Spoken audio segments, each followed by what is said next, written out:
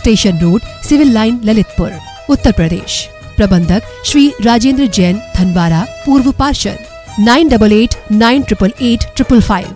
प्रबंधक श्री मोदी पंकज जैन, वरिष्ठ पार्षद। 9450037469। अंतर्गत श्री दिगंबर जैन समाज पंचायत समिति रजिस्टर्ड, ललितपुर, उत्तर प्रदेश। अध्यक्ष इंजीनियर अनिल जैन, अंचल। 9415112333। महामंत्री doctor Akshay Jain Tadaiya, 9415509458। Senior manager Sharad Kumar Jain, Malaya, 7080732808।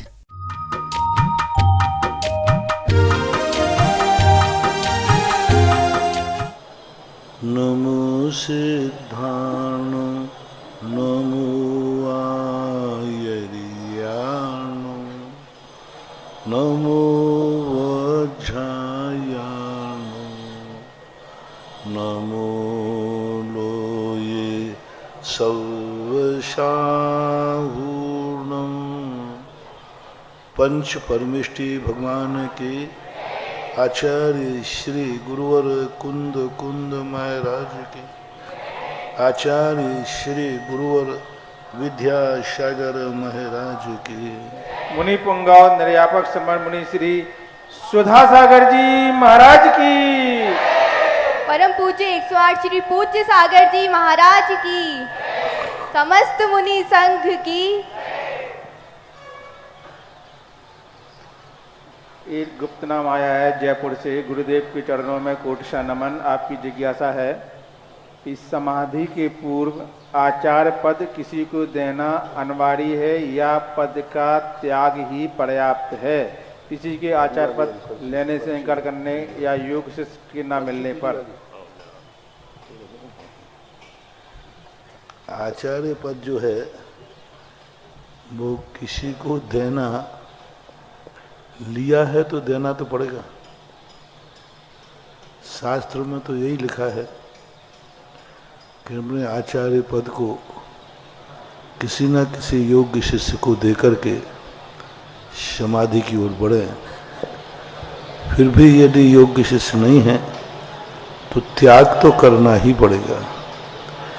यदि त्याग नहीं करते हैं तो जनागम में प्रशंसनीय नहीं है। निंदनीय तो नहीं कहूँगा, लेकिन प्रशंसनीय नहीं है। अनीता जैन, रामगंज मंडी, कोटा, राजस्थान। मेरे आराध्य गुरुदेव के चरणों में कोटि नमन। आपकी जिज्ञासा है, 7 तत्वों के विषय में जीव की भूल क्या है? कृपा समझाने की कृपा करें। 7 तत्व में के विषय में जीव की भूल क्या है? जीव की भूल यही है कि वह जीव तत्व को अन्य द्रव्यों के साथ अविनाभाव संबंध जोड़ता है। आसव और बंध को अपने जीवन का विशेष रूप से उपकारी या उपादेय मान लेता है। जीव तत्व की सबसे बड़ी भूल है, जीव को तत्वों का निर्णय करते समय ये दृष्टि रखना चाहिए, ये और उपादेय की। संसार में जहर भी है और अमृत भी है, तो जहर भी तत्व है और अमृत भी तत्व है। तत्व दोनों हैं, लेकिन दोनों में से कौन सा हे है, कौन सा उपादेय है, यह दृष्टि न रखे बिना मात तत्वों को जानकर स्वीकार करता है, यही सबसे बड़ी भूल है। पूज्यवर कुंद स्वामी ने श्री समय सार जी में कहा, भूदत्त भूतार्थ से तत्वों को जानो, भूतार्थ से पदार्थों को जानो, भूतार्थ नए से जानो। बहुत बड़ी बात विचारनी है। भूतार्थ नए से द्रव्यों को नहीं जानो। भूतार्थ नए से द्रव्य को क्यों नहीं कहा? द्रव्य नो तत्व नो पदार्थ, क्योंकि द्रव्य तो स्वयं भूतार्थ ही है। द्रव्य तो स्वयं भूतार्थ है। तत्व में हे उपादेय होता है, जो उसकी पर्याय होती है, तत्व होता है, पदार्थ होता है। हे उपादेय जो है तत्व और पदार्थों में होता है। इसलिए पूरे समय सार के अंदर 7 तत्व 9 पदार्थों की चर्चा है, द्रव्य की कोई चर्चा नहीं है। 6 द्रव्यों के संबंध में उन्होंने कोई चर्चा नहीं की। 6 तत्वों के वर्णन किया उन्होंने। 6 द्रव्य नहीं, अधिकार बनाए, द्रव्य के नाम से नहीं बनाए, तत्व के नाम से बनाए, पदार्थ के नाम से बनाए। और तत्व और पदार्थों को निश्चय नय से जानो। गहन विषय है, सबको समझ में नहीं आएगा। तत्व को निश्चय नय से जानो। तत्व पर्यायार्थिक नय का रूप है, उस पर्यायार्थ नय को निश्चय नय से जानो। यानी अपनी दृष्टि से दुश्मन को जानो। पर्यायार्थिक नय है, तत्व पर्याय है, पदार्थ पर्याय है, उसे द्रव्यार्थिक नय से कैसे जाने, उसे निश्चय नय से कैसे जाने। निश्चय नय तो द्रव्य को विषय बनाता है, निश्चय नय तो द्रव्य की शक्ति को विषय बनाता है। ये तत्व तो भाव हैं, परिणाम हैं, पर्याय हैं। बहुत गहन रहस्य। यानी द्रव्यार्थिक नय से पर्यायों को जानो कि पर्याय तुम्हारे आत्मा का स्वभाव नहीं है, स्वरूप नहीं है, ये पर्याय हैं। उस दृष्टि से देखो। जहर को जीवन की दृष्टि से देखो, जहर को जीवन की दृष्टि से देखो। जहर देखना तो है, लेकिन जीने की दृष्टि से देखना है। क्या देखोगे? जहर को जीने की दृष्टि से देखो। जहर को जीने की दृष्टि से देखो। इसका अर्थ है जहर है। निश्चय नय के तत्वों को जानो। तत्व तो पर्याय है, पर्याय निश्चय नय का विषय है ही नहीं, वो तो पर्यायार्थिक नय का विषय है। अब पर्यायार्थिक नय के विषय को द्रव्यार्थिक नय से जानो। रूप को कानों से जानो, रूप को कानों से जानो। क्या जानो? क्या जानो? रूप को कह रहे हैं कानों से जानो। निश्चय नय से कह रहे हैं कि पर्याय को जानो, क्योंकि अध्यात्म ग्रंथ है। इसमें तुम्हें कह रहे हैं निश्चय नय से तुम इन तत्वों को जानोगे, नियम से तुम्हारी हे बुद्धि बनेगी। क्योंकि ये सभी तत्व जो हैं ये सब अशुद्ध हैं। ये 7 तत्व अशुद्ध हैं। जीव तत्व भी अशुद्ध है, क्योंकि जीव तत्व 10 प्राणों से जीता है, जी रहा है। वो तो ये सारे के सारे जो विषय हैं अध्यात्म ग्रंथों में एक प्रकार के हे हैं, एक प्रकार के विषय के योग्य नहीं हैं। इस दृष्टि से उन्होंने कहा निश्चय नय से। जब मैंने इस विषय पर चिंतन किया, विचार किया, मैंने कि भगवान निश्चय नय को निश्चय नय के विषय को जनाओ, निश्चय नय के विषय को निश्चय से जनाओ। 6 द्रव्यों का वर्णन करो, निश्चय नय से 6 द्रव्यों को जानो। तो बात समझते, आप तो कह रहे हैं निश्चय नय से पर्याय को जानो, विषय ही नहीं है उसका। तो कुंद कुंद भगवान कहते यही तो कहना चाहता हूं कि पर्याय तेरा विषय नहीं है, तू पर्याय में मत अटक। निश्चय का जब विषय ही नहीं है और तुझे निश्चय का आनंद लेना है तो द्रव्य को विषय बनाओ, द्रव्य में जाके टिक जाओ। पज्जय मूढ़ो मूढ़ा। ये निश्चय नय से पर्याय जो हैं हमारा स्वभाव नहीं, क्योंकि ये व्यतिरेकणी हैं, इनका तादात्म्य संबंध नहीं है। पंचास्तिक आय में कहा कि तुम किनका ध्यान करो, जिनका संबंध तुम्हारा तादात्म्य हो। कल भी तुम्हारे थे, आज भी हैं और कल भी। ये तत्व तो छूट जाएंगे, परिवर्तनशील है, पर्याय है। इसलिए राजेश जैन टीकमगढ़, गुरुदेव के चरणों में बारंबार नमस्तु।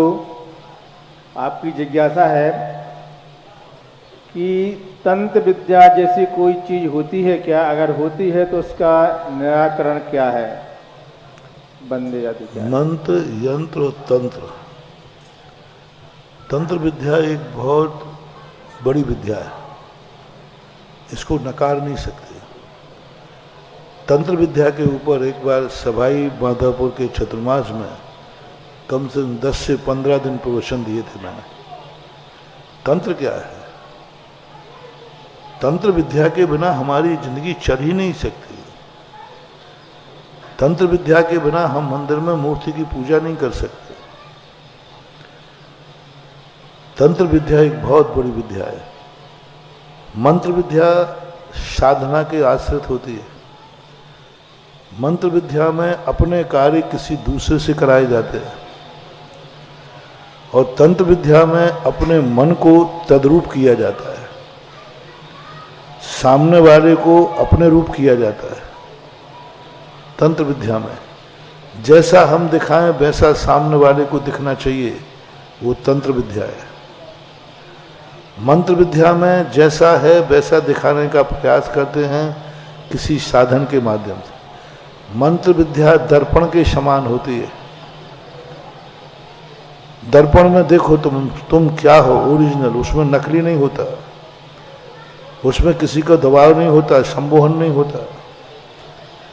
यंत्र विद्या में हमें पर यंत्रों का सहारा लेना पड़ता है और तंत्र विद्या में हमें अपनी इच्छा शक्ति जागृत करना है, हमें अपनी इच्छा शक्ति को तद्रूप करना है और सामने वाले को जो हम दिखाएंगे वह देखने में आना चाहिए।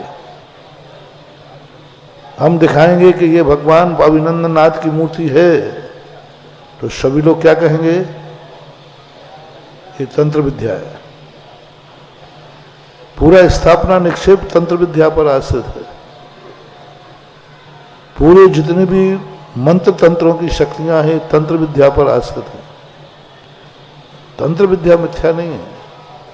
तंत्र विद्या एक बहुत बड़ी विद्या है, शक्ति है। लोग उसका दुरुपयोग करते हैं। जो तांत्रिक हैं ये तंत्र विद्या के जानकार नहीं हैं।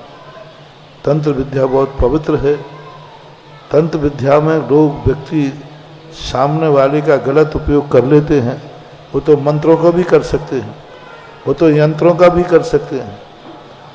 यंत्र बनाया अच्छे के लिए है, उसका दुरुपयोग कर ले तो कर सकते हैं, लेकिन है यंत्र, मंत्र और तंत्र। रूपा देवी पृथ्वीपुर, गुरुदेव के चरणों में कोटिशा नमन। आपकी जिज्ञासा है कि मंदिर के कुएं में अगर बिल्ली गिर जाती है तो उसके पानी का उपयोग कैसे करें, अलग करें या कितने दिन बाद उपयोग करें? अब देखो, ये जानवरों के संबंध में इतना ज़्यादा नहीं कहा गया।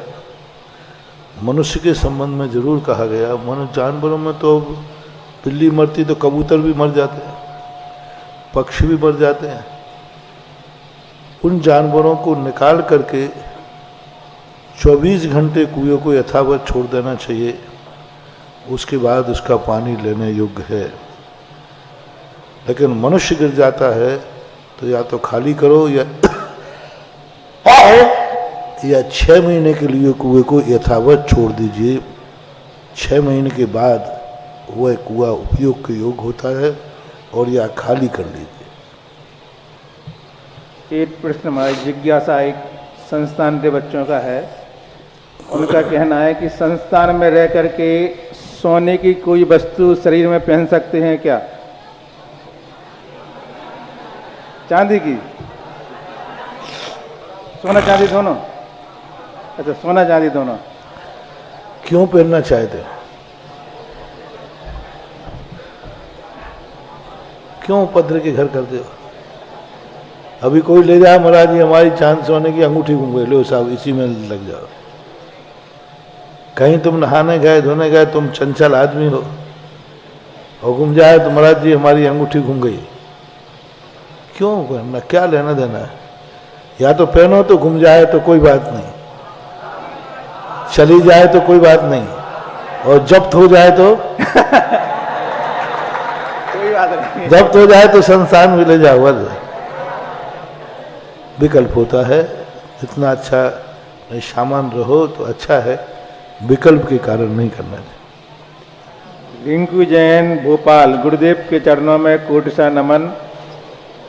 आपकी जिज्ञासा है, जब श्री जी की शोभा आदि निकलती है तो उसमें महिलाएं स्वापा सिर पे बांधे रहती हैं जी, पगड़ी टाइप की, बांधना उचित है या नहीं? सिर के ऊपर जो आजकल पगड़ी बांधे रहती महिलाएं श्री जी की शोभा जुलूस में, तो उचित? कोई बात नहीं।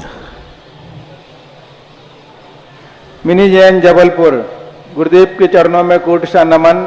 आपकी जिज्ञासा है, जब हम पूजा में अष्ट कर्म दहनाय धूपम निर्मांति स्वाहा बोलते हैं तो कर्म तो पुद्गल है, पुद्गल नष्ट होने का भाव आना क्या कर्म बंध का कारण है? नहीं, वहाँ कर्म दहन का अर्थ है कर्म हमारे से दूर हो जाएं, ये अर्थ है, वहाँ भाव पक्ष लेना चाहिए। श्रीमती माधुरी जैन, बनगांव, जिला दमोह, मध्य प्रदेश। मेरे आराध्य गुरुवर के चरणों में कोटि सा नमन। आपकी जिज्ञासा है, जब किसी लड़की की शादी होती है तो वह धर्म पत्नी कहलाने लगती है, परंतु जब किसी लड़के की शादी होती है तो उसे धर्म पति के पास ही क्यों नहीं होती? उसका लॉजिक है, बहुत बड़ा लॉजिक है। देखो, तुम्हें समझने के लिए father in law, mother in law,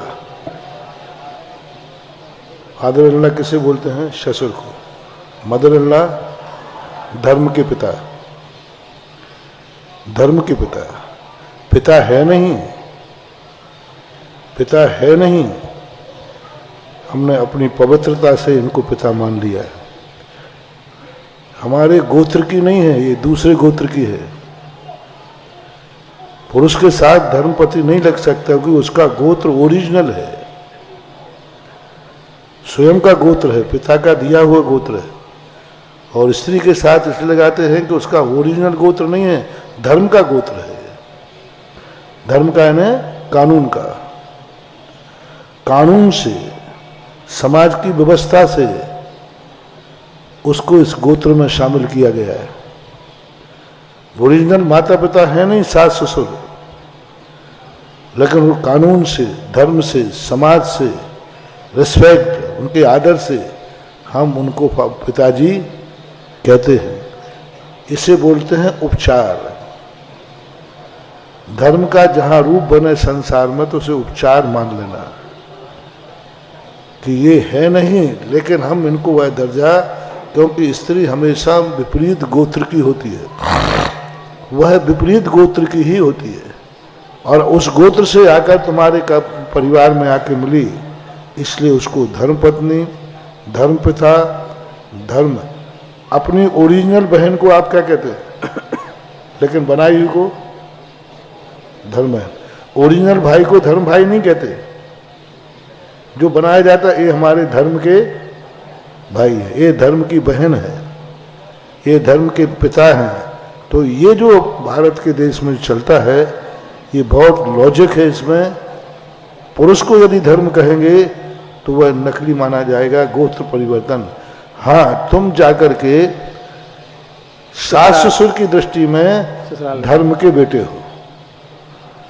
सासू कह सकती है कुंवर साहब को, ये मेरा बेटा है। बेटा?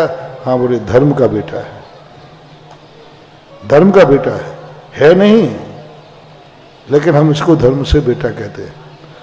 जैसे लोग पड़ोसी में कहते हैं भाई इसको मैं अपना भाई मानता हूँ, मानती हूँ, धर्म का भाई। तो ये लॉजिक है, ऐसे ही नहीं रख दिया कि धर्मपत्नी, ऐसे ही नहीं तुम्हें किया।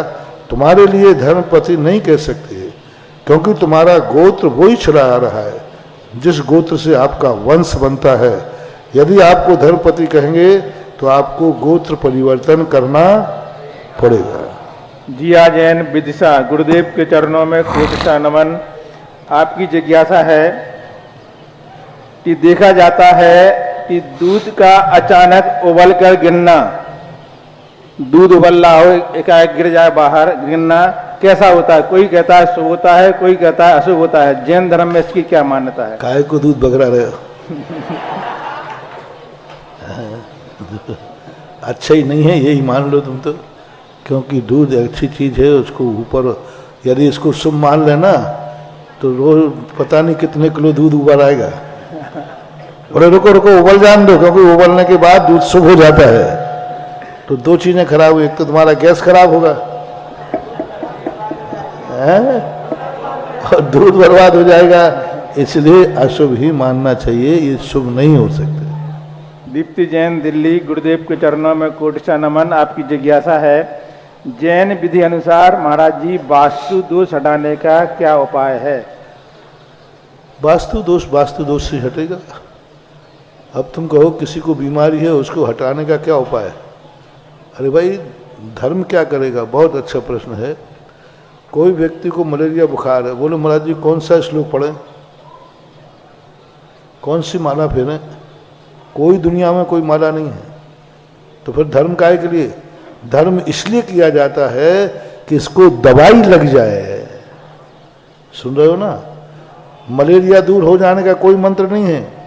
इसको जो दवाई है वो इसको दवाई लग जाए, यानी इसके साता कर्म का उदय होवे कि दवाई लग जाए, दवाई फिट बैठ जाए, उसके तो मंत्र हैं।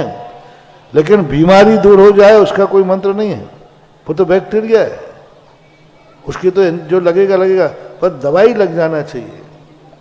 तुम्हारी यात्रा सफल हो जाए तो इसका अर्थ नहीं कि धर्म तुम्हें कंधे पे बैठा के ले जाए। वो कहने का अर्थ है कि तुम जाओ, तुम्हें रास्ते में कोई विघ्न आएगा तो पुण्य कर्म के उदय से वो संकट दूर हो जाएगा। कोई मंत्र अपन पढ़े कि भगवान महाराज ऐसा मंत्र बताओ जिससे भूख ही नहीं लगे, कोई मंत्र नहीं। ये मंत्र जरूर है कि तुम भोजन करोगे तो वो तुम्हें नुकसान नहीं करेगा, क्योंकि तुम्हारे पुण्य का उदय है। इसलिए वास्तु दोष वास्तु से ही हटेगा। बस ये हो जाए कि हटने के बाद वो दोष तुम्हें फल जाए, ऐसा। श्रीमती गुरुमाला रोटयाई, जिला गुना, मध्य प्रदेश। गुरुदेव के चरणों में कोटि नमन। आपकी जिज्ञासा है, पृथ्वी जीव, पृथ्वी काय जीव और पृथ्वी कायक और सामान्य पृथ्वी, इसमें क्या अंतर होता है? पृथ्वी जीव वो कहलाता है जो अभी पृथ्वी काय जीव में आया नहीं है, आने वाला है। मान लो कोई मर कर के जीव आ रहा है पृथ्वी काय में, वो पृथ्वी जीव कहलाता है। पृथ्वी कायक वह कहलाता है जो पृथ्वी में आके जन्म ले चुका है, वो पृथ्वी कायक है। पृथ्वी कायक किसे कहते हैं? जिस जीव ने अपना शरीर छोड़ दिया है, जैसे ईंट जो है पृथ्वी कायक है, क्योंकि उसमें से जीव निकल चुका है। सचित मिट्टी पृथ्वी कायक है, और जो पृथ्वी में जीव आ रहा है वो पृथ्वी जीव कहलाता है। ऐसे तीन भेद बनते हैं। एक सामान्य भेद बना लो पृथ्वी, ऐसा।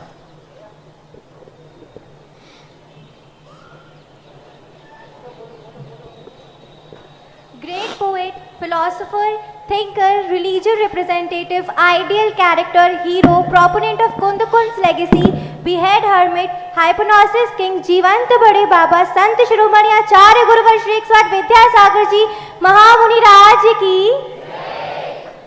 Worthy disciple of Acharya Shri Vidyasagar ji, protector of Jain culture, fondness idol, R. Adinath, fatherly figure, जीवंत समयसार निर्यापक श्रमण मुनि पुंगव शिक्षा सुधा सागर जी महामुनि राज की, समस्त मुनि संघ की।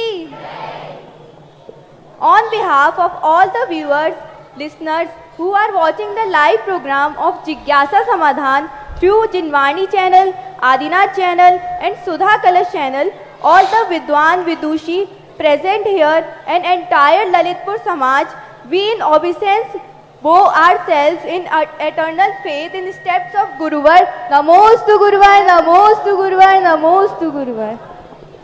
We would like to aware you that the advantages we are opting from learning and knowing the facts of Samaysar from Jeevant Samaysar Pujya Guruvar, you can also gain those advantages through the classes which are conducted through online mode on Jinwani channel, Agamwani channel and Sudha Kalash channel. Timing of the classes are morning 5:30 to 7 am, afternoon 2:30 to 4 pm. Now for first Jigyasa, we would like to invite विद्वान भैया पीयूष जी सागर Shastri second year. उसके बाद तैयार रहेंगी गरिमा बहन शास्त्री तृतीय वर्ष। मुनि द्वय के चरणों में त्रिवार नमोस्तु नमोस्तु नमोस्तु। महाराष्ट्र, मेरा प्रश्न यह है कि जैन धर्म का बंटवारा किसने किया, क्यों किया, एवं जो 13पंथी, 20पंथी, सोनगढ़ी, श्वेतांबर आदि हैं तो ये किस कारण हुए। और दूसरी से जिज्ञासा मेरी यह है कि धरती पर जो लोग काले गोरे होते हैं तो इसका कोई कर्म आदि से रिलेटिव है कि नहीं, कि कर्मों के कारण काले या गोरे होते होंगे। पहली बात है कि बंटवारा किसी ने किया नहीं। धर्म तो अखंड होता है, अविनाशी होता है और एक ही होता है। जब व्यक्ति अपने स्वार्थ की पूर्ति करने के लिए किसी वस्तु को जब अपनी दृष्टि से देखता है तो अपनी दृष्टि में वह वस्तु अनेक अनेक रूप में दिखती है, अपने स्वार्थ के रूप में दिखती है। किसी भी वस्तु को जब व्यक्ति वो अपनी दृष्टि से देखता है तो को वही दिखता है जो वह चाहता है, वो वही खोजता है जो उसको चाहता है। उसी का परिणाम है मारीच ने ये देखा कि हमारी दृष्टि से ये होना चाहिए, वो दृष्टि उन्हें ऋषभदेव में नहीं मिली तो उसने छोड़ करके अलग मत बना लिया। ऐसा ही धर्म एक ही चल रहा था। मतांतर तो ऋषभदेव के समय मारीच ने किए थे और वैचारिक मतभेद था और वो वैचारिक मतभेद उसके स्वार्थ का था। लेकिन जैनियों के मत जो थे वो मत पहले नहीं थे। वो भद्रबाहु स्वामी के समय तक ऋषभदेव से जैन एक मतावलंबी थे, एक ही धर्म था, एक ही सोच विचार था। जैन जैन थे, अजैन तो हो चुके थे, लेकिन जैनियों में जो मतभेद पड़ा भद्रबाहु के समय, जो 12 साल का अकाल पड़ा यहाँ, तो अकाल के समय जो भद्रबाहु आदि 12,000 शिष्य दक्षिण भारत में चले गए और जो यहाँ रुक गए वो उस दिगंबरत की चर्या का पालन नहीं कर पाए, वो शिथिल हो गए, तो ये दो भेद हो गए। और दिगंबर श्वेतांबरों का भेद होने के बाद चलता रहा वर्षों तक। ईसा पूर्व में 2 भेद हुए थे, दिगंबर और श्वेतांबर। उसके बाद दिगंबर एक रूप में चलता रहा, कुंद कुंद मूल आमना के रूप में। 7वीं शताब्दी में जाकर के पुण्णार्थ संघीय आचार्य रविशरण महाराज ने दिगंबर धर्म की 2 भेद कर दिए, एक मूल आमना का भेद और एक पुण्णार्थ संघी भेद। जिस भेदों में मुनिचर्या तो नहीं बदली, श्रावक चर्या में भेद कर दिया। पहले मुनिचर्या भी एक थी, श्रावक की एक थी। 7वीं शताब्दी में मुनिचर्या तो यथावत रही, उसमें कोई संशोधन नहीं हुआ, लेकिन श्रावक चर्या के 2 भेद कर दिए। स्त्री पिक्षाल, पंचामृत अभिषेक आदि ये सब पुण्णार्थ संघी परंपरा के 7वीं शताब्दी में उल्लेखित किया गया। फिर यह 7वीं शताब्दी के बाद फिर भी ये 2 देशों में बट गया। पुण्णार्थ संघी दक्षिण का रूप बन गया और कुंद कुंद की मूल परंपरा उत्तर भारत की बन गई। उत्तर भारत के जो जैन समाज 2 भागों में बटी, 7वीं शताब्दी के दक्षिण भारत पुण्णार्थ संघी, उत्तर भारत कुंद कुंद मूल परंपरा का। फिर जब उत्तर भारत के अंदर दिगंबर मुनियों का अभाव हुआ सन 1664 में सांगानेर के मंदिर से, वहाँ पर एक विवाद चालू हुआ। एक भट्टारक थे नरेंद्र कीर्ति, उन्होंने सबसे पहले, वो दक्षिण के भट्टारक थे, उन्होंने आकर के दक्षिण की परंपरा को यहाँ स्थापित किया। अमरचंद जी भौसा ने इसका विरोध किया कि भाई जब समाज बटी हुई है, दक्षिण की परंपरा ये रहेगी, क्योंकि दक्षिण पुण्णार्थ संघी है, उत्तर भारत कुंद कुंद की परंपरा का। दोनों में विसंवाद हुआ और दोनों के अंदर विसंवाद होने के बाद वो विसंवाद इतना बढ़ गया कि कसाय का रूप ले लिया। निर्णय हुआ कि दोनों आगम प्रस्तुत करें। संगी मंदिर के अंदर जो आंगन है उस आंगन में ये बहस हुई। अमरचंद जी भौसा जो पहली शताब्दी का ग्रंथ लेके आए और भट्टारक 7वीं शताब्दी तक पहुंचवाए, तो जीता कौन कहलाना? पहली शताब्दी। यानी पहली शताब्दी से अभिषेक जल से चलता आ रहा था, जल से ही अभिषेक होता था पहली शताब्दी में, तुलोय परिणति आदि ग्रंथों में लिखा। और ये 7वीं शताब्दी का ग्रंथ ला पाए तो तोहनी हुई वहां पर। तोहनी का परिणाम ये लिखा, विवाद हुआ, झगड़ा हुआ, अमरचंद घोषा को धक्का देकर मंदिर से निकाल दिया गया। अमरचंद घोषा जब आगरा पहुंचे, आगरा में उस समय पंडित बनारसी दास जी विराजते थे। ताजमहल के पीछे एक मंदिर है, वहाँ उनका वास था। उनके सानिध्य में उत्तर भारत के सारे विद्वानों की मीटिंग हुई। मीटिंग होने के बाद एक पत्र लिखा गया कि भाई ये परंपरा आपकी कौन से आगम से किस नाम से जानी जाए। तो फिर उन्होंने जाकर टाइटल हुआ, उन्होंने कहा हमारी परंपरा 20 पंथ से मानी जाए। फिर पंडितों ने मीटिंग करके कहा हमारी परंपरा 13 पंथ से मानी जाए।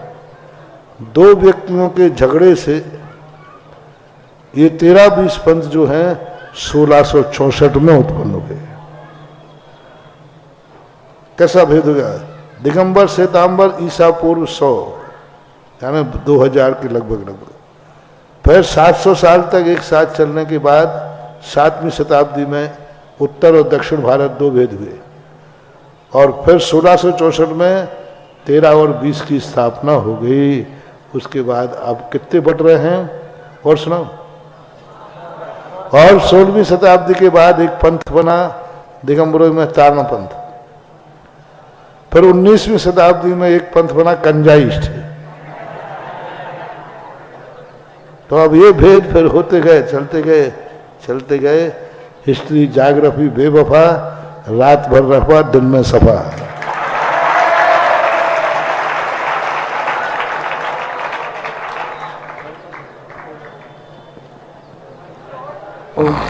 और महाराष्ट्र दूसरी शंका जो थी कि धरती पर लोग काले और गोरे बनाए हैं, ये तो सब कर्म की नीति होती है। जो भी काला गोरा रंग होता है कर्म से ही होता है। तो महाराष्ट्र अब बता रहा हूं, अब कर्म की उदीर्णा होती है।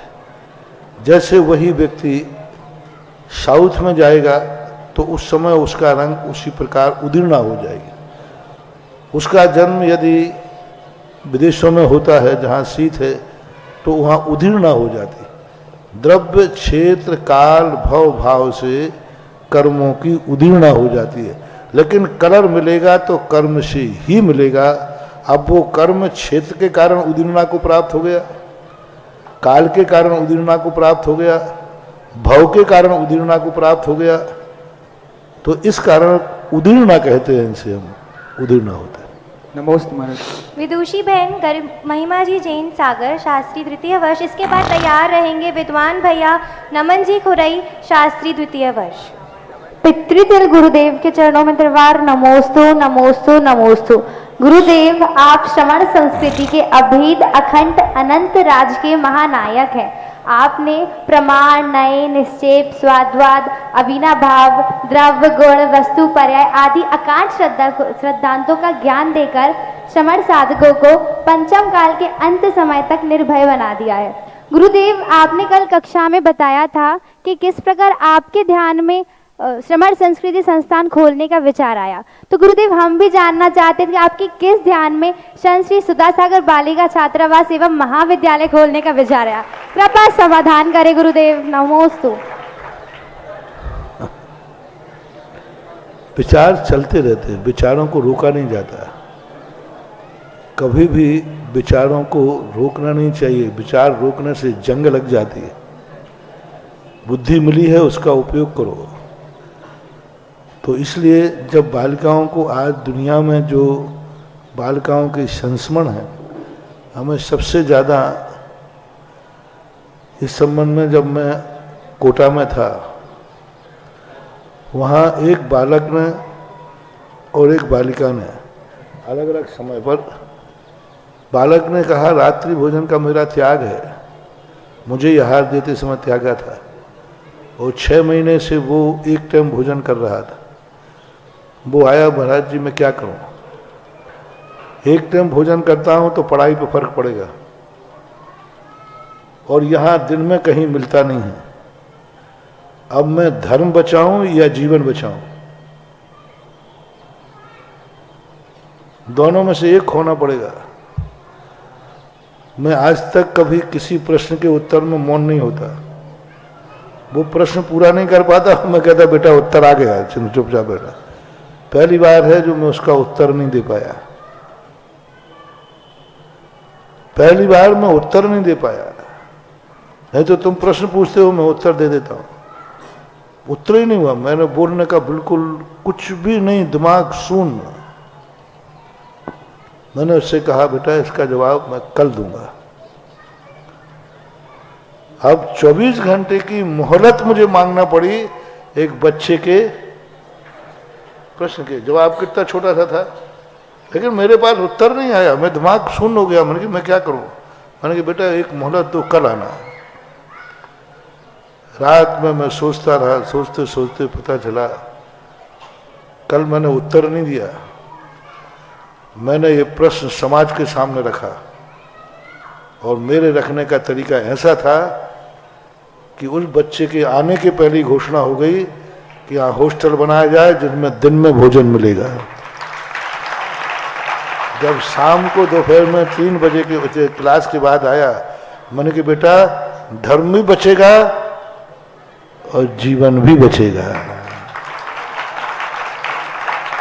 ऐसे ही दूसरे चतुर्मास के बाद जब वहां गया तो एक बच्ची ने अपने आप बीती सुनाई।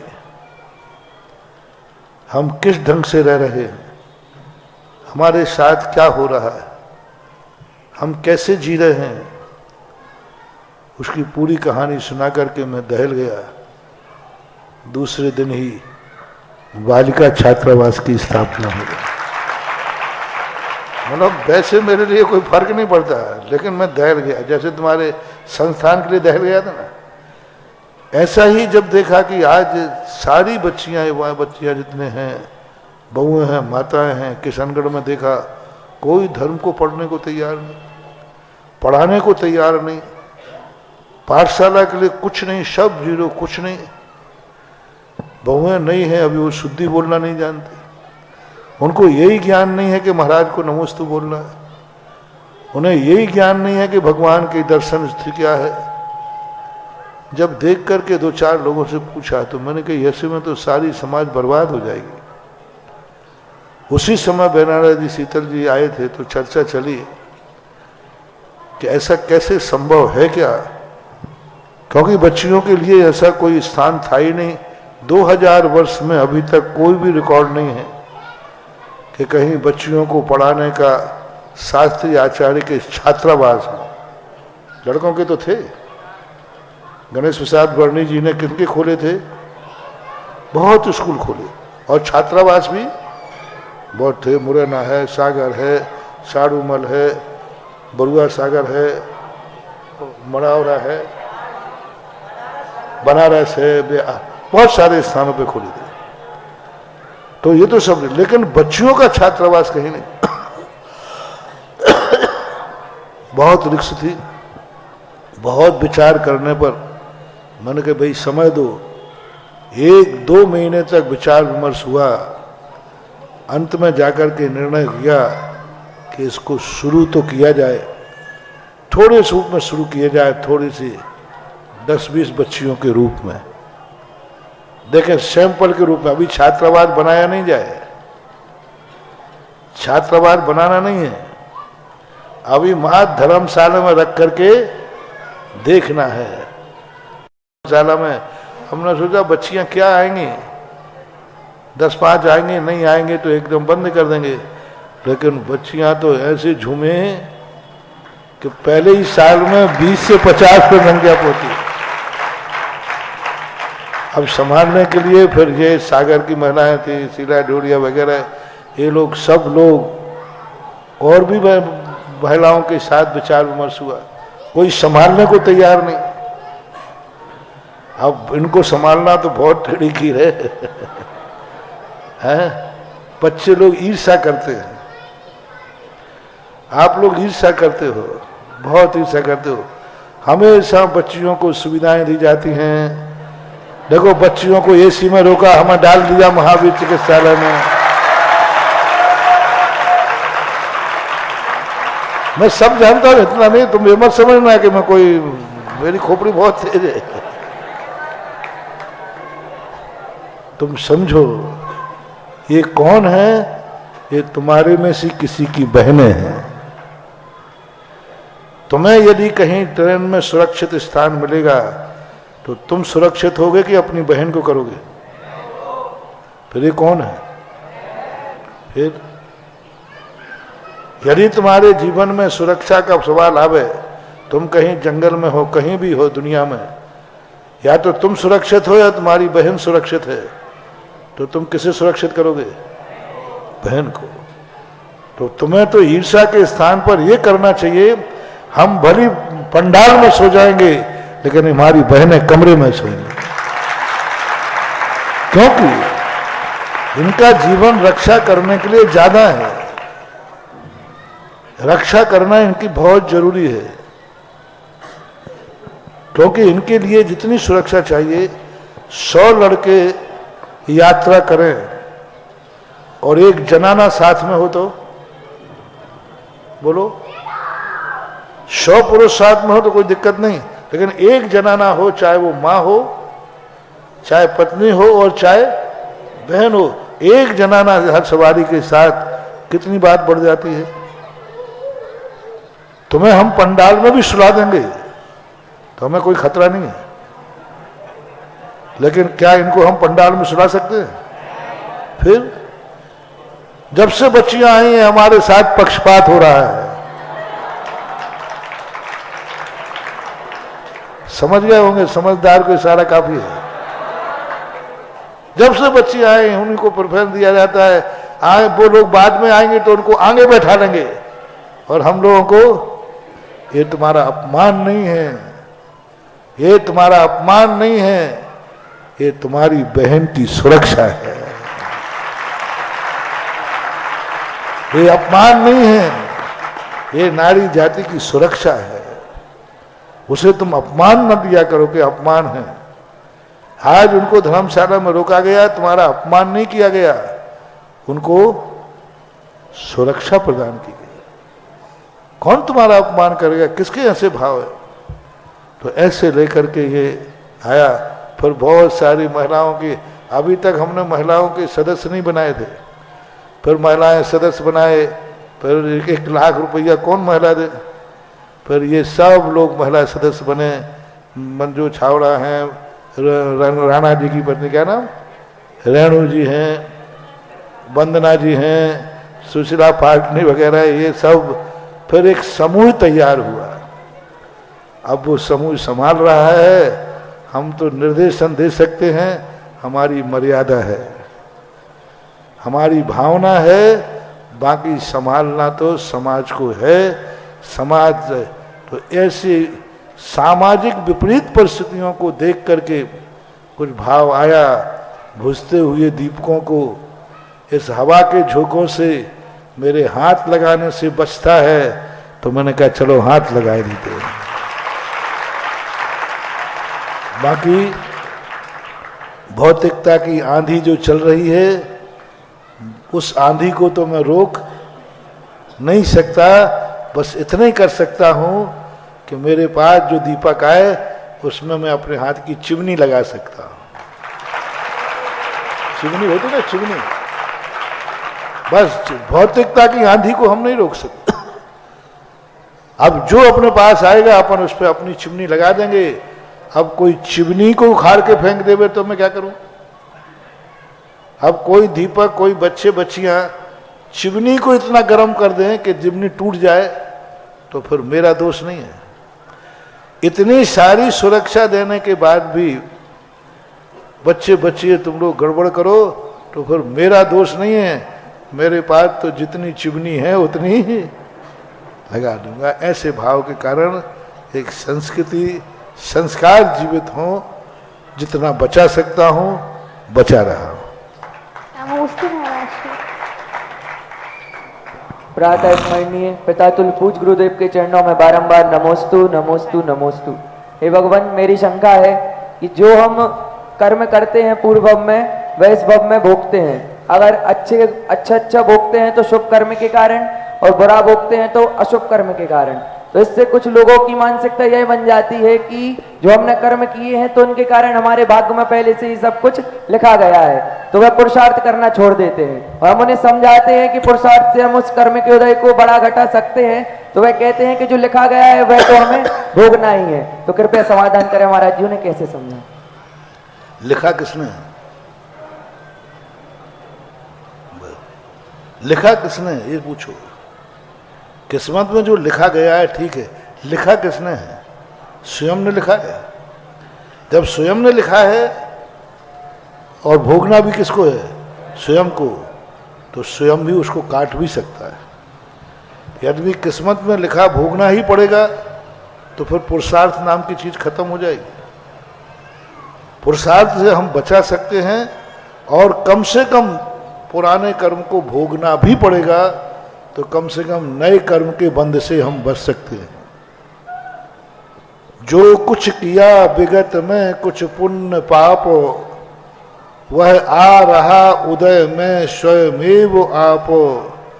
होगा न बंद जब लो तब लो न राग, चिंता नहीं उदय से वन वीत राग। जो कुछ किया है वो उदय में आएगा, आएगा ठीक है, देगा फल, लेकिन आगे के कर्म के बंध से तो हम बच ही सकते हैं। इसको दो दृष्टियों से समझना। जो कर्म बंध किया है उससे हम बच भी सकते हैं, क्योंकि द्रव्य क्षेत्र काल भव। जैसे हम उदाहरण तुम्हें देते हैं, मेरे अंतराय कर्म का उदय आने का समय 12 बजे है। अब क्या करेगा 12 बजे वो मेरा, क्योंकि उस समय मैं क्या हूं? अब देखना मेरे अंतराय कर्म कितने खत्म हो जाए।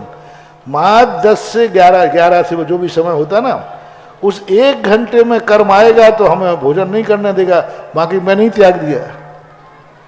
ऐसे यदि हमारा अभी क्रोध कर्म का उदय आएगा, आना है, लेकिन उस समय महाराज के सामने तुम बैठे हो, अब वो कर्म का उदय तो आएगा लेकिन वह बिना फल दिए जाएगा, और या फिर वो ट्रांसफर हो जाएगा। तो ऐसी बात नहीं। भगवती आराधना का ने लिखा, कर्म हमने ऐसे किए हैं जैसे आम के पेड़ पर मोर। कितना मोर, उनको उदाहरण देना है। मोर होता ना, मोर आम में कितना होता है, यदि सारा मोर फल जाए तो पेड़ ही टूट जाएगा।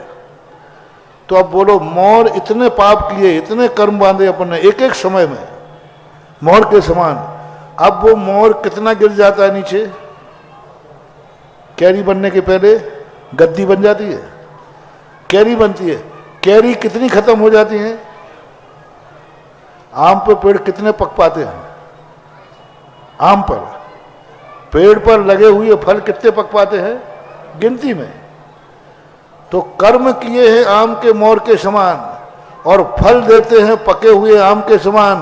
बीच में कितने कर्म खिला दिए, ये देख लो, हिसाब देख लो।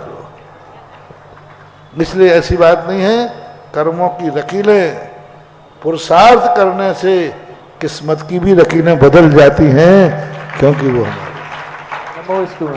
श्रीमान महेंद्र जी छापड़ा जयपुर तैयार रहें। इसके बाद तैयार रहेंगी बहन खुशी जैन बांसवाड़ा शास्त्री द्वितीय वर्ष।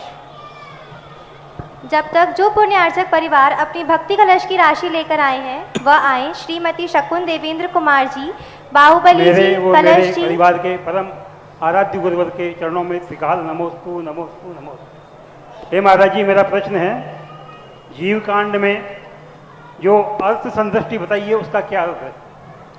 अर्थ संदृष्टि एक संकेत है समझाने के लिए। जैसे किसी चीज को समझाने के लिए आप लोग ज्योमेट्री का प्रयोग करते हैं, रेखा गणित। रेखा गणित को हमें समझाना, वर्तुल कैसा होता है, गोल बना दिया, तो ये समझाने के लिए संकेत है, सांकेतिक भाषा कहलाती है। उस संकेत से अर्थ की तरफ जाना है, और वो संकेत हमें उस अर्थ को बताता है। यदि ऐसा लिखा है तो उसका अर्थ ये जानना चाहिए। हालांकि अर्थ संदृष्टि ही सारी दुनिया है, ये जो किताबों में है अर्थ संदृष्टि है, ऐसा आकार बना हो तो आ जानना, ऐसा आकार बना हो तो का जानना, ये आकृति जो तुमने दी है यही तो अर्थ संदृष्टि है। तो अपन सबने मान ली कि ऐसा बना है तो ये इसका अर्थ है, इसको का बोलते हैं, इसको खा बोलते हैं, ये अर्थ संदृष्टि है। ऐसे ही अर्थ संदृष्टि में लिखा जाता है ऐसा चिन्ह बना है तो इसका अर्थ है यहाँ असंख्यात लेना, अनंत लेना। जिस संकेत से हम अर्थ की तरफ चले जाते हैं उसको अर्थ संदृष्टि बोलते हैं। जिसके माध्यम से हम काल्पनिक मानदंड करते हैं उसको अंक संदृष्टि बोलते हैं। विदुषी बहन खुशी जैन, शास्त्री द्वितीय वर्ष। इसके बाद तैयार रहेंगे विद्वान भैया शशांक जैन, शास्त्री द्वितीय वर्ष। मेरे आराध्य गुरुवर के चरणों में त्रिबार नमोस्तु नमोस्तु नमोस्तु। गुरुजी, मेरी जिज्ञासा है, आपने समयसार का अध्ययन कराते हुए जीव के विशेषण में से एक विशेषण अबद्ध पुट्ठम बताया था। तो गुरुजी, अबद्ध का अर्थ बंध से रहित और अपुट्ठम का अर्थ स्पर्श से रहित। तो गुरुजी, अबंध में अपने आप अस्पर्शत्व ग्रहण हो सकता है, तो इसको अलग से ग्रहण करने का क्या वैशिष्ट्य है? अलग से ग्रहण करने का क्या वैशिष्ट्य है? अलग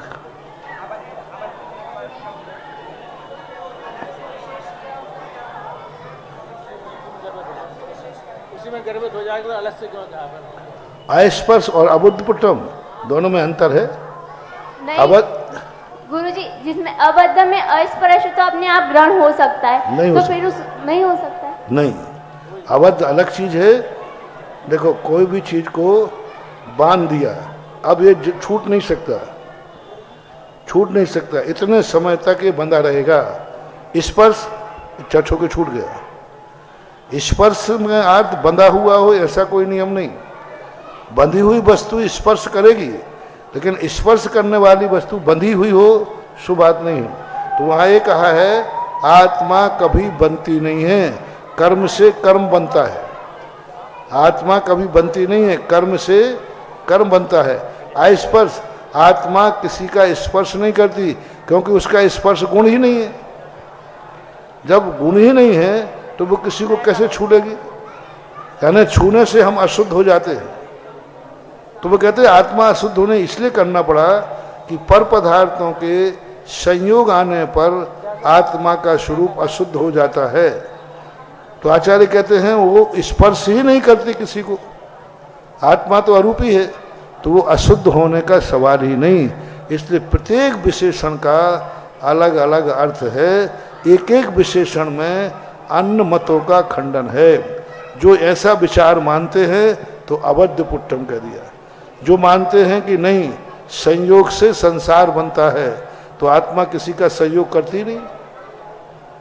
आत्मा किसी का सहयोग, अबद्ध पुट्टम अनन्यम, आत्मा अनन्य है, अन्य नहीं है। कभी भी उसका जो कुछ है सदा से था, सदा है और सदा रहेगा।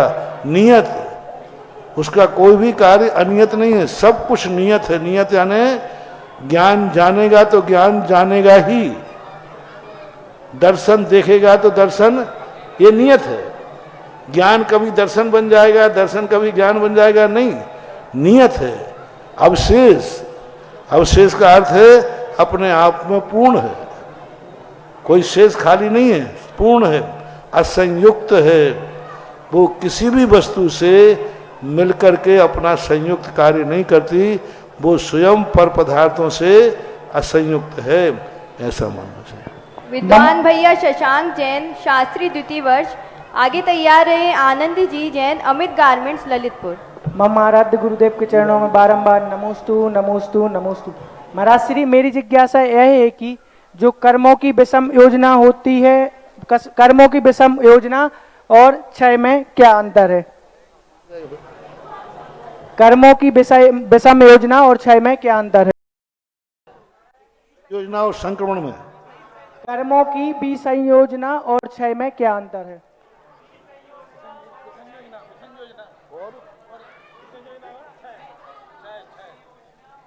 क्षय, विषय योजना और क्षय में क्या अंतर है? विषय योजना क्षय, तो थोड़ा क्षय ढंग से बोलो ना, क्षय क्षय, क्षय सुनाई पड़ रहा मुझे, क्षय क्षय, क्षय कक्षा का छा। विषय योजना क्षय में अंतर है। विषय योजना में अनंतानुबंधी की मात्र विषय योजना होती है, बाकी सभी कर्मों का क्षय होता है। विषय योजना का अर्थ होता है अपने द्रव्य को दूसरे द्रव्य में परिणमन करा देना, दूसरे द्रव्य में कभी मौका पड़ने पर वापस ले जाना, इसलिए उसको विषय योजना होती है। संक्रमण में संक्रमण करा दिया वापस नहीं आएगा, क्षय में नष्ट कर दिया अब नहीं आएगा। विषय योजना में हमने पररूप किया है, कभी जरूरत पड़ने पर हम उसको वापस भी ले सकते हैं, ऐसा मानना चाहिए। हे भगवान, नमोस्तु नमोस्तु नमोस्तु। भगवान, दीपावली के दिन सूर्य ग्रहण हो रहा है, देखो तो उसमें पूजन कैसे होगी? 2 मिनट बाकी रहे तब प्रश्न किया तुमने। देखो, दिवाली दर्शनों में अलग अलग है। हर दर्शनकार त्यौहार को अपनी अपनी दृष्टि से मनाते हैं, उनका उद्देश्य भी अलग होता है, उनकी कथा भी अलग होती है, उनका पर्पस भी अलग होता है और उनकी विधि भी अलग होती है। इसलिए मैं अन्य के हिसाब से कुछ नहीं बोल रहा हूँ, जैनियों के हिसाब से कह रहा हूँ। जैनियों की दिवाली है प्रातः काल भगवान को निर्माण हुआ, उसी दिन दोपहर में गौतम गणधर को केवल ज्ञान हुआ। हमें नक्षत्र से तिथि से कोई लेना देना नहीं है, हमारा दिन से मतलब है।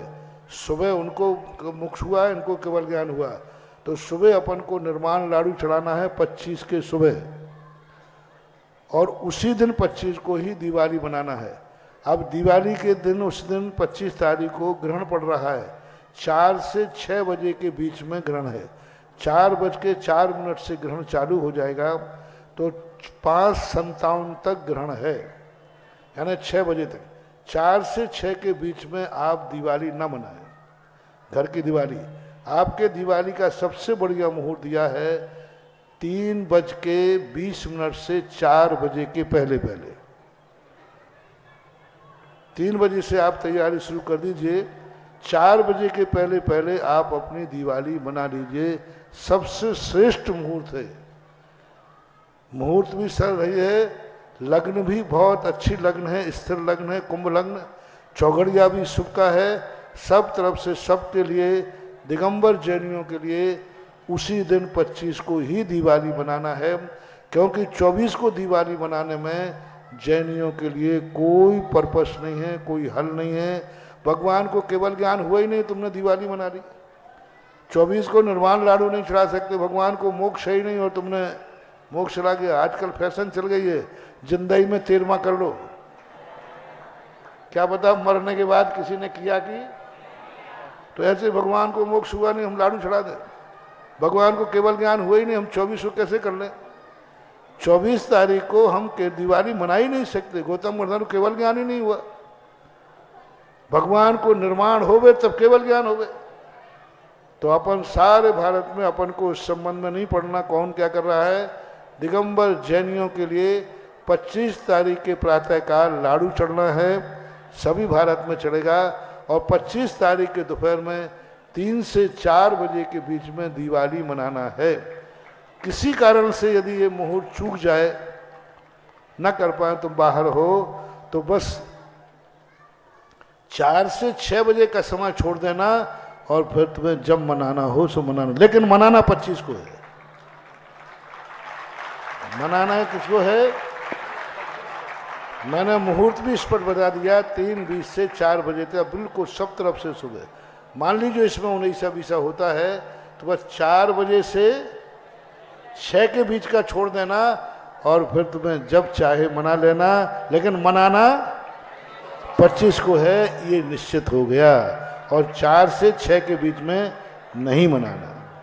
नमोस्तु नमोस्तु नमोस्तु। अंतिम जिज्ञासा के लिए मैं बुलाना चाहूंगी बहन भव्या जैन, शास्त्री 3य वर्ष।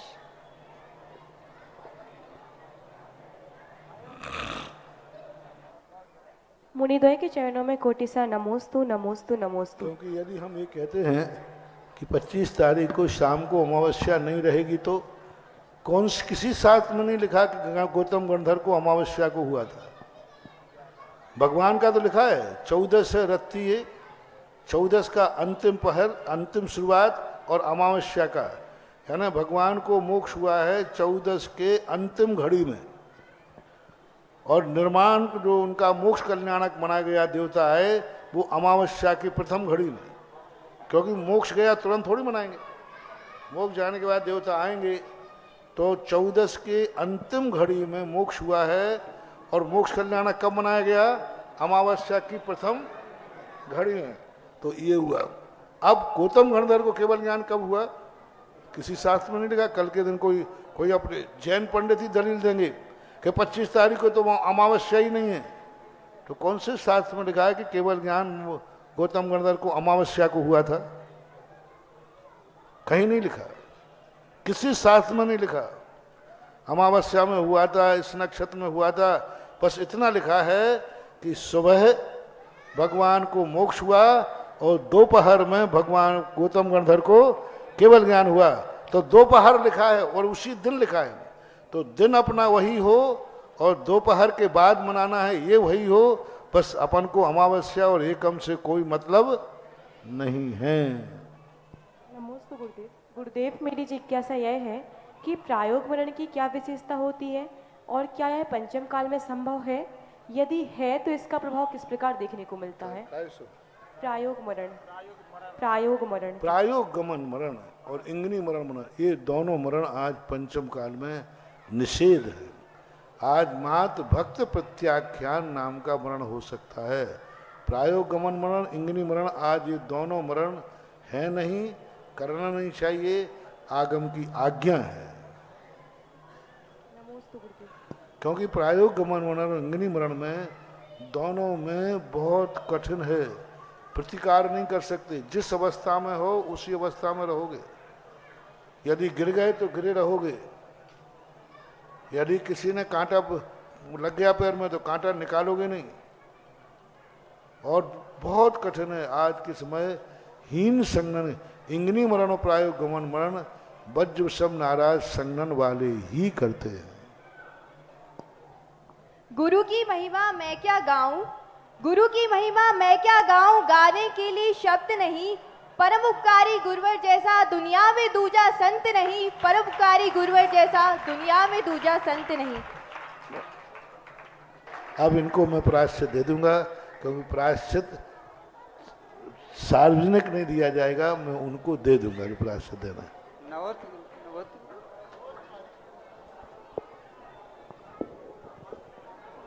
आज पूज्य गुरुवर की आरती करने का सौभाग्य अर्जित किया है। श्रीमान मुन्नालाल जी, नरेंद्र कुमार जी, जिनेंद्र जी, हेमंत जी, अनुज जी, विराग जी, समस्त वृद्धावाले परिवार और श्रीमान सुनील जी छाबड़ा, श्रीमती विद्या जी, रेवासा वाले सूरत परिवार और तीसरा नाम है श्रीमान सुरेश चंद जी, श्रीमती छाया जी, संयम जी, मलैया, समस्त जबेरा वाले परिवार। 3 परिवारों को। और जिन जिन लोगों के अभिषेक के करते समय यहाँ अपने कपड़ों में से पैसे निकले हों, वो पैसे वापस आ गए हैं। आपके अध्यक्ष प्रबंधक जी हैं राजेंद्र थनवारा वाले, उनसे अपना पैसा ले ले, ईमानदारी से लेना, जितने निकले हो उतने ही लेना। जिन्होंने आरती का पुण्यार्जन किया ऐसे 3 परिवार ही आगे रहेंगे, बाकी सभी अपन पीछे से आरती करेंगे। आरती प्ले कर दे भैया।